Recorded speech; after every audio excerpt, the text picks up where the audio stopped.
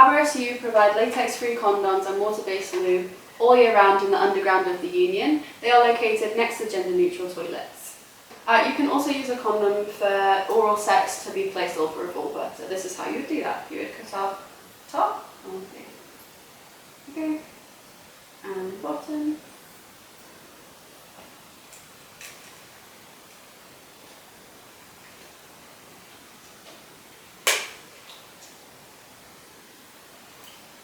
And through the middle. And you should be able to then place it over the vulva like so. You can also use gloves during foreplay to protect your hands. We recommend you do your own reading to find out which glove best fits your body. We unfortunately don't provide these at the union, but you can order them online. We at the union do provide free condoms, but we are just a short walk away from the sexual health clinic, which is located behind Padan surgery.